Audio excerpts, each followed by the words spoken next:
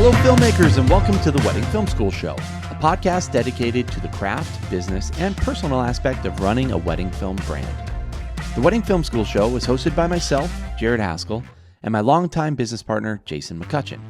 If you're looking for free resources or to get your wedding film business off the ground, make sure to check out weddingfilm.school or check us out on Instagram for news, giveaways, and more.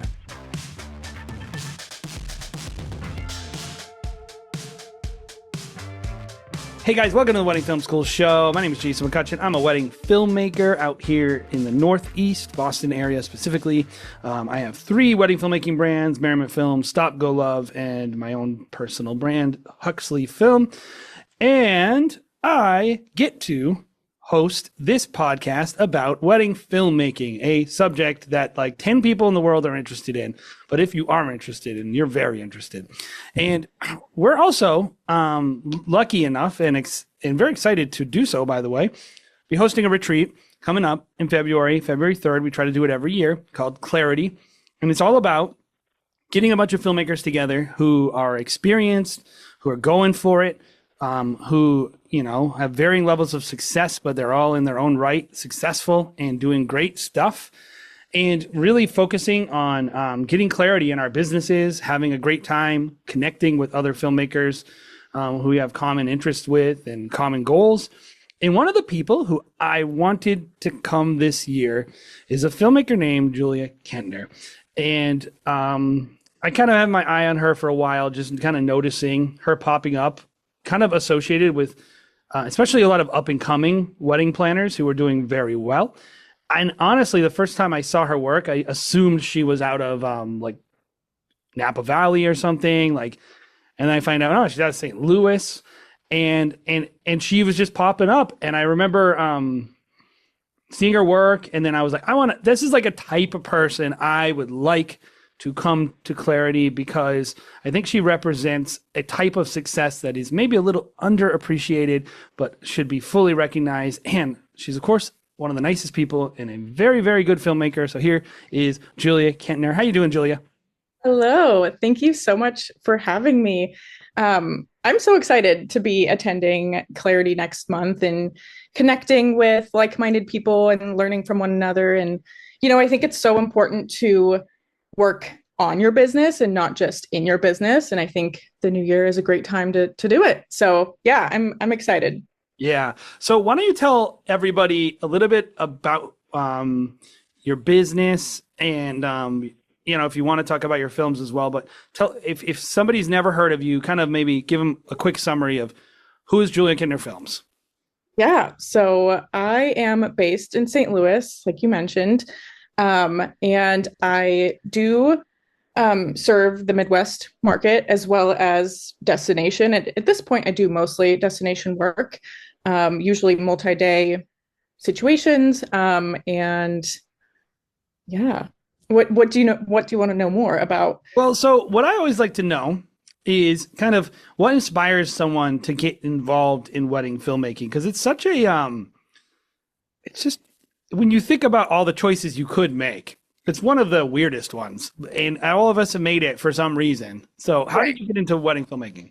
That's so funny. I think you're so right. I don't think, most of us sit here dreaming about becoming wedding filmmakers. And so this was very random for me. I actually, studied psychology in school, have my master's degree in industrial organizational psychology, worked in human resources for a few years in a corporate environment. And yeah, I've always done video for fun, as a hobby. Growing up, my dad gave me a camera when I was very young, and my family was really into home movies and kind of just capturing, whether that be family vacation or, Christmas or any sort of family gathering. We were always really into that kind of stuff. And it was actually my brother. He got the very first GoPro when it came out. What was that? 2010, the very first GoPro that came out. And we always go skiing. You feel old. Right.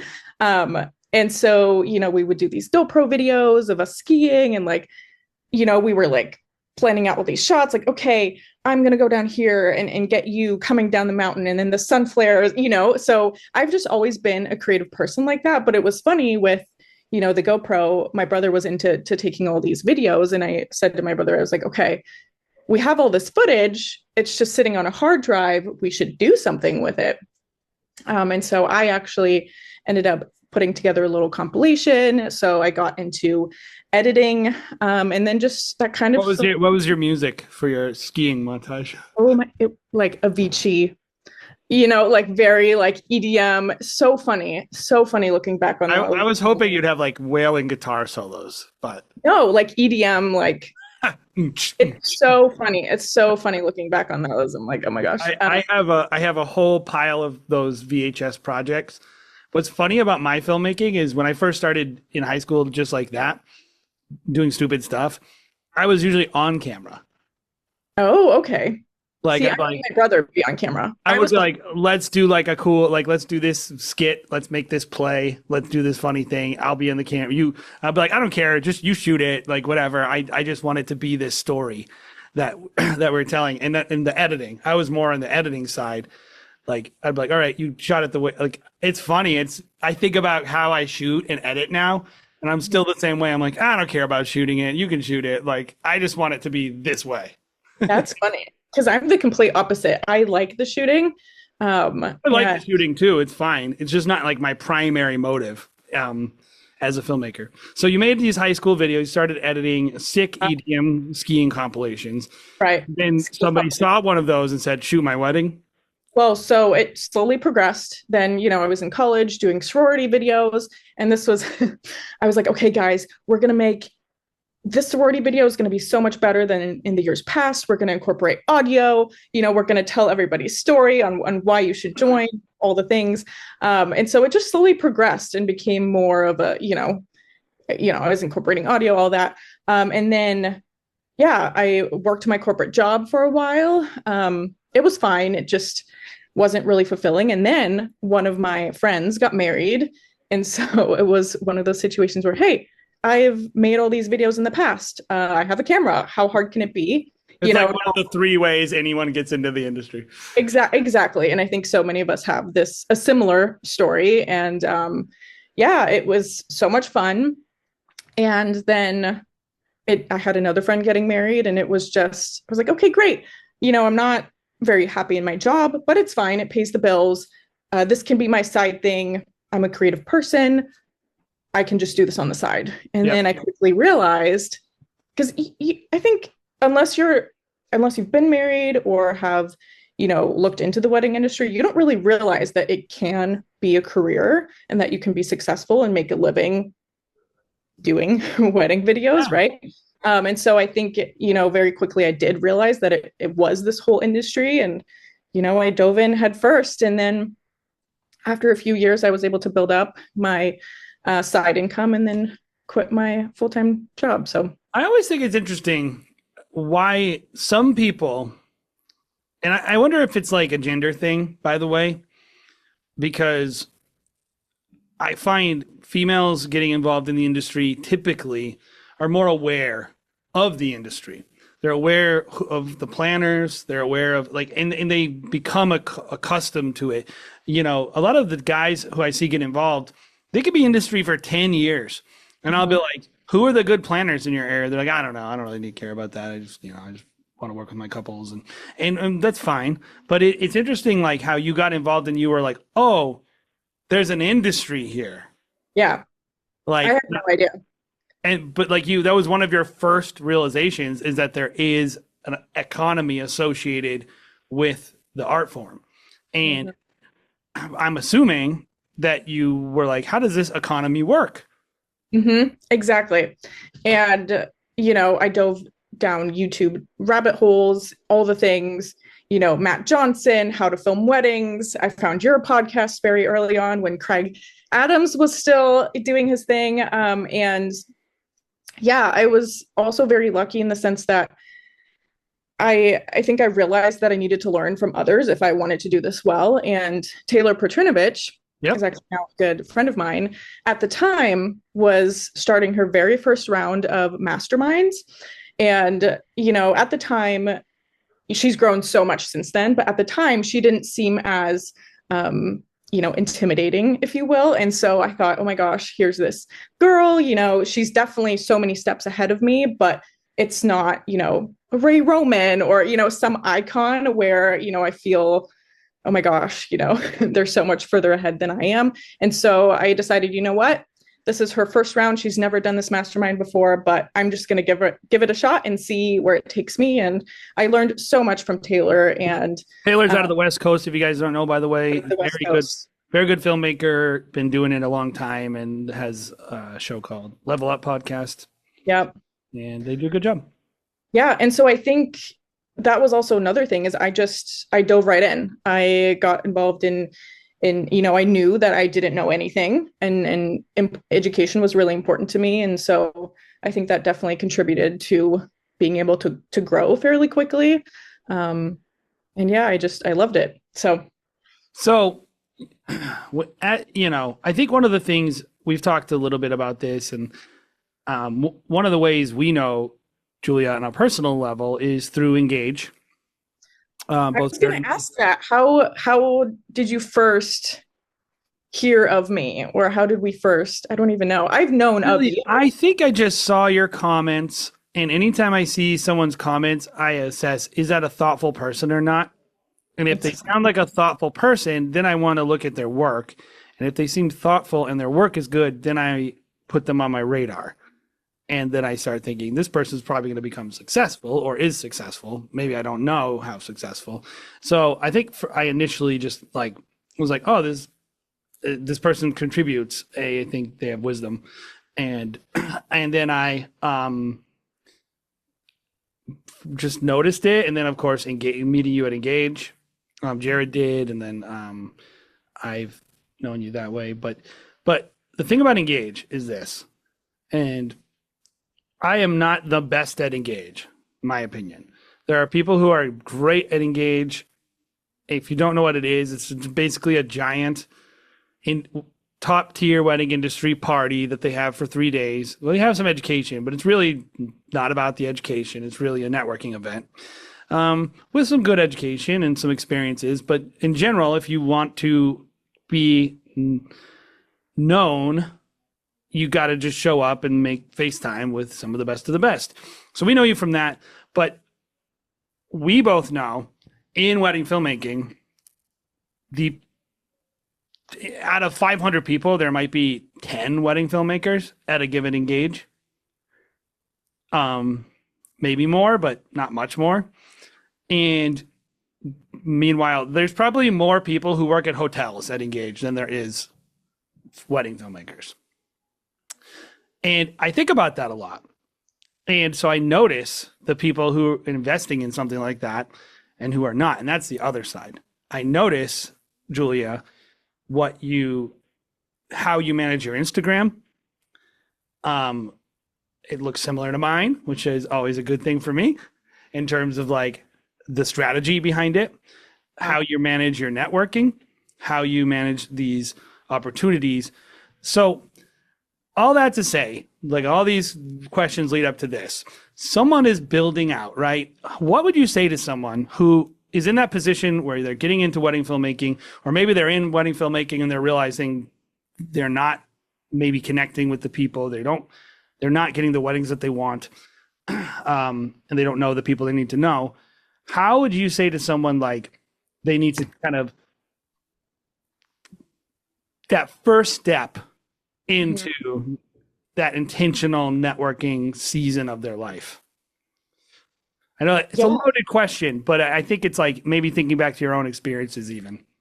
Well, I think there's so many different ways you can approach building up your network, right? I think for me, it was joining an educational group. And so I had that cohort of 15, 20 people. And that was Level Up? That was Level Up. And so you build a relationship with these people, and, that's less intimidating, right? And then, of course, you can go to any sort of local event that might be happening if you know of a planner, maybe hosting a meetup, or you can just bite the bullet and do Engage. I'm trying to think how many years it was. maybe 3 years into my business when I went to my first Engage. So it definitely wasn't, right at the beginning. And I definitely think you should, kind of build up. I would consider that at the beginning. What'd you say? I would consider that at the beginning. I think you Yeah, well, right. It's took the relevant. leap. I did take the leap, but it wasn't, I had already taken other leaps prior to that. And that was logically just the next step. And so I think it got to the point where I then joined another educational group after Level Up called E3. Mhm. And again, was just meeting more people. And then, they were talking about Engage. And I think through all these educational groups, I just realized the importance of putting yourself in the room. And again, that can look like a lot of different ways. You don't have to go to Engage to be successful, right? You can still No, put yourself no. in front of other people in other ways, right? Whether that is connecting with wedding planners privately or attending WIPA, or, there's so many different things you could be doing. And And so, even like ILEA, which is not necessarily wedding specific, but it's event industry. It's like, I think kind of what you're hitting on is really, really accurate, which is you well, and I can't think what do it nothing. boils, right, don't do nothing. And I think what it boils down to is take advantage of the opportunities that are given to you, right? So if you know of a planner hosting some sort of meetup, say yes. Maybe that's really scary, but sometimes you just have to take that leap. Or if you hear of, or say you are in an educational group and they're hosting meetups and, maybe you're a little bit introverted or you don't know anybody, just say yes and start going to these things and kind of pay attention to the opportunities that you do have and just kind of go for it. I don't So know. you brought up something I begs a question. Okay. But also, I think if you think about it, you might even have an answer. When you kind of spelled out, this is like the advice I think we all kind of give, which is we'll do something, go network, go find something to do, and and most likely do it more than you think you have to. By the way, it's not like in branding, we would always say in marketing and sales, because that's my background, we'd say you need 10 exposures with a brand before you make a purchase. Exactly. It's the same in the wedding industry. Like if you go to Engage and you want, I don't know, Josh from Birch to refer you for some reason, that's your goal. He's not going to see you one time and go like, "Oh, what's your name? Oh, my name's Julia. What do you do? Filmmaker? Hold on, let me take out my phone. Wow, you are good. No. I'm going to hire you." Like they want to see like it's way you have to like actually be in the room enough that they can trust you, Yeah. and I think that's the same with any networking. Any Mhm. networking you go to, the person needs to trust you.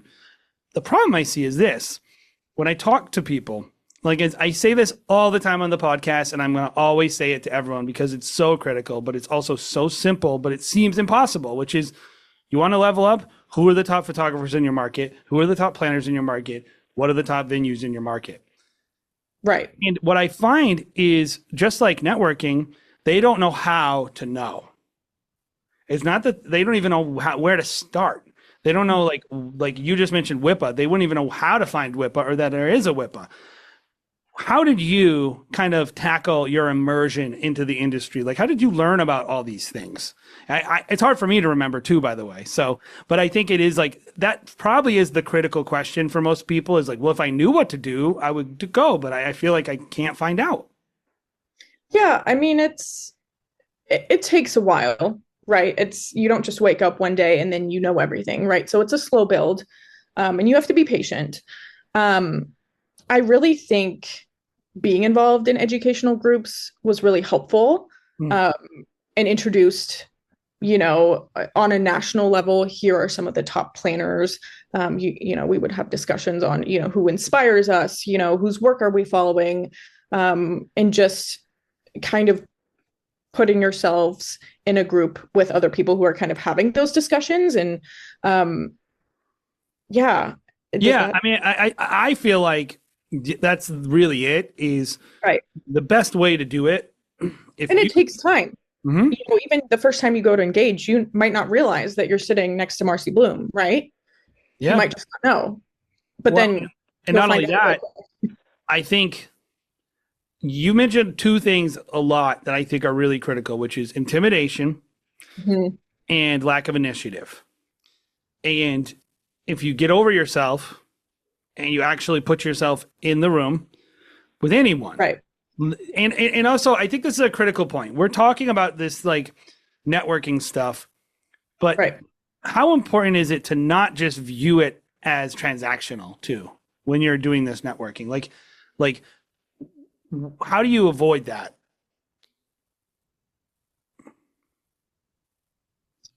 Avoid what? I'll I cut this think part out, cut but out for a second. Sorry. so when you like, I think what I'm trying to ask is like, not viewing people as just a meal ticket. Like everyone knows it. If you're going to a networking event, if you're not interested in them at all, and you're just walking around saying, "Who wants to hire me? Who wants to hire me? Who wants to hire me?" Like you have to actually to speak towards the women thing. I think this is why women filmmakers have a much shorter ride to the top in wedding filmmaking, like because they can connect with the no strings attached relationship building much easier than a man. Like if you're a man going to engage and I'm just talking to all these women all the time, I don't think that it is easy for them to believe that I'm talking to them because I want to get to know them. I think they all think, what does this guy want? Right. If you're hanging out getting drinks with the girls, you can just actually form a real relationship with them. Like, I'm not going to be like, hey, Jason, do you want to come sit with me and these three girls and have drinks and blah, blah, blah. And like, sometimes it happens, but it's like I think it is not only important to be in the room. So I'll ask the question again. So, I think we're kind of, I think that's a great point. Like impressing, you got to have a plan and you got to put yourself in the room. And don't overthink it. Just look for the opportunity that's right there, and actually investigate it. Go on your local Instagrams. The tip I always give someone is just literally look at the 5-star hotels in your area, and then look and see. Go search the location on Instagram and see what wedding planners are doing weddings there. There's like a lot of cheats like that. You can figure out like what's happening and who's doing it. Once you figure that out, though, I think the key is authentic relationships that are not just transactional, where you're not just talking to this person and like they know it. When you are like, "Hi, I'm a wedding filmmaker," and like you have nothing else to talk about, you don't know what. Like, how do you avoid now that you're kind of getting in the room, turning it into this weird thing where the person you're just only trying to get that person to hire you and nothing else, and the relationships aren't authentic. Right. I mean, I think it's just about being genuine, right? I think when it comes to anything, I think it's important to remember your why. Why is it that you're doing this? Who is your ideal client? What are you trying to do here? And so I think if you keep that at the forefront, and then just try to find people who also have that same why and also are trying to do those same things, I think it allows you to have genuine relationships with people. And yeah, to be honest, maybe I should be better at this, but post Engage, I'm not the best at following up with people and saying, "Hey, remember when we met at Engage?" I'm not either, but right. I don't do it on purpose because I have nothing to say, and I think maybe that is real engagement. Well, so and that's my point is if it's not genuine, don't force something. I think because you're so right, I think people can tell. I don't think people like it necessarily when they feel like, okay, so and so is just talking to me because they want work from me. And so, Well, Julia, like think of it like what you're doing.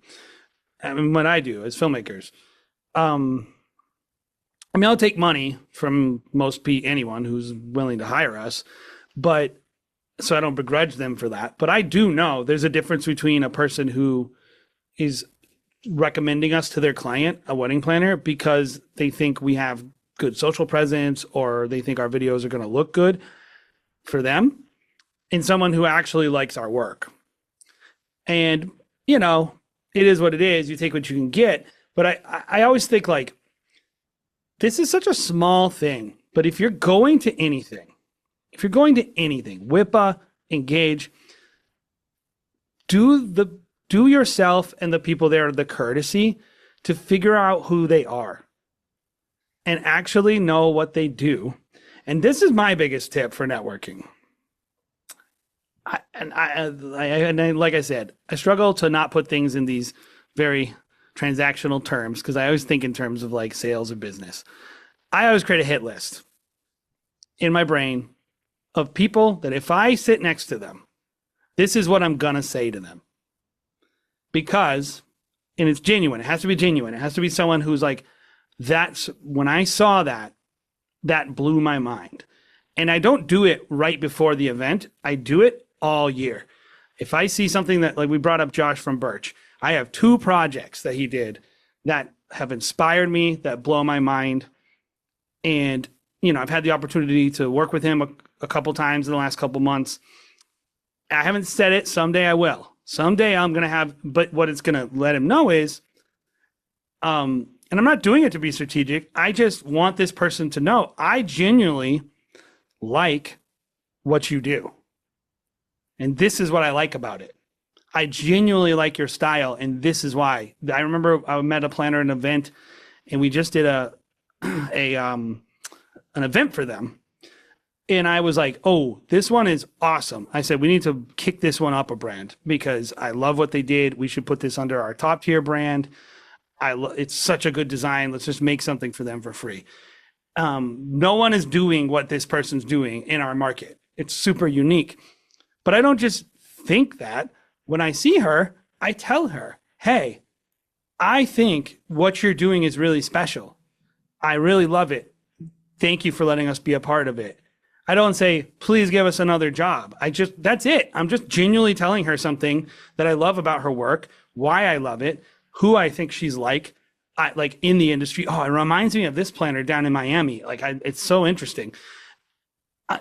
The more you are able to actually provide genuine feedback to someone that actually shows that you're care. So many people in the industry, though, they take pride in not caring about the industry.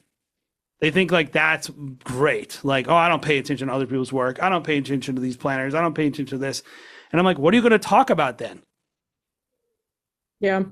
I do think sometimes you can connect on a personal level and build that relationship that way. I think that's another, if maybe great example, maybe you don't know who you're sitting next to, ask them questions, get to know them. And I think I agree with everything you're saying, but I also think you can connect sometimes on a personal level and then click that way. And then you're never going to be able to know every person that's going to be in an event. Exactly. But I do think so many people go super unprepared. They don't think of it like work. And I'm like, if you're an introvert and you're like me, small talk is tough. I have to come up with things to say. So when I get put in the situation, I don't ramble about nothing and look like an idiot or talk about something too intense or weird. And the person does. So there's a lot of ways to skin the cat, but I do think at the end of the day, back to the original point, genuine. Has to be genuine. It can't just be like, get me booked, or like you have to be saying things to people that let them know I'm interested in you. Everyone likes that. Everyone likes it when you're actually interested in them. Right.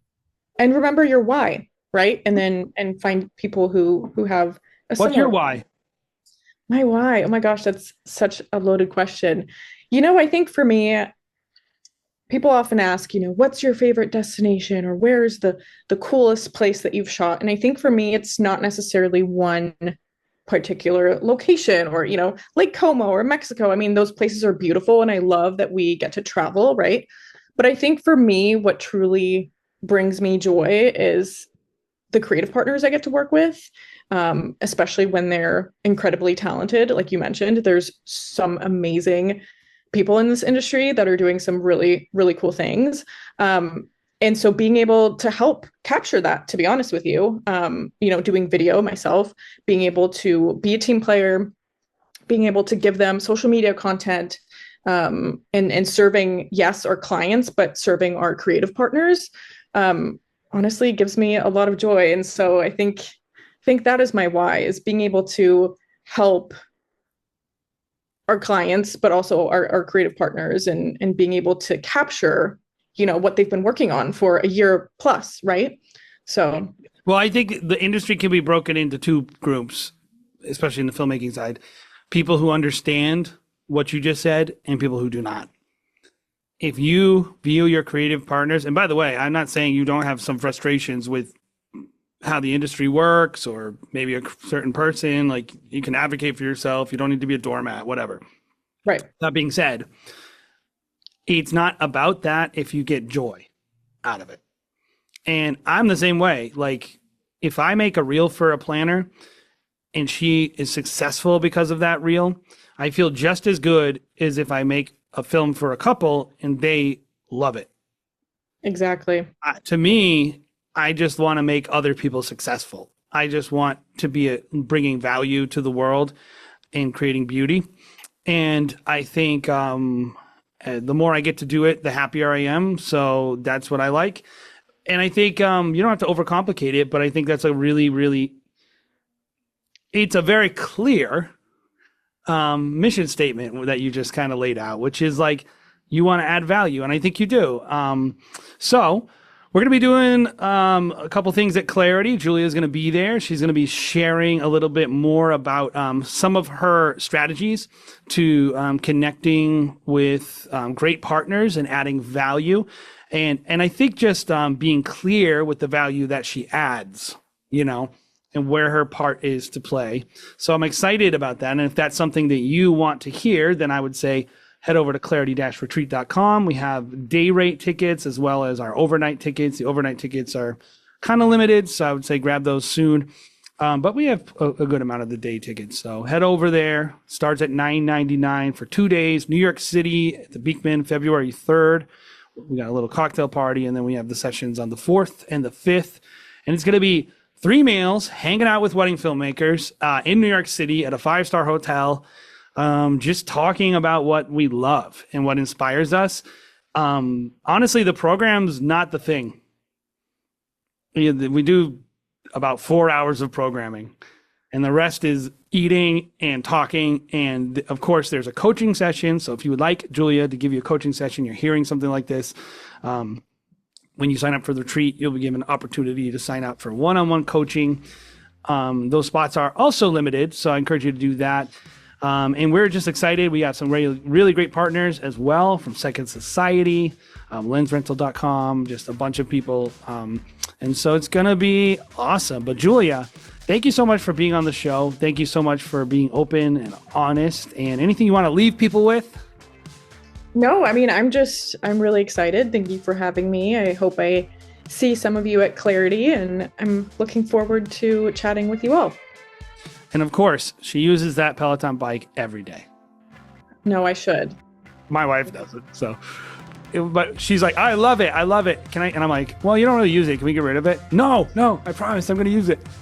I should use it more than I do. Me too. We could have a whole other talk about physical fitness in this industry. That'll be another episode.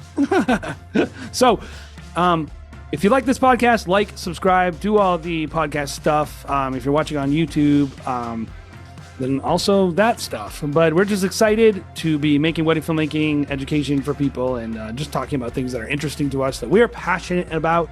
And so we hope you enjoy it, and we hope you get something out of it. Stay tuned. We got more episodes coming at the Wedding Film School Show.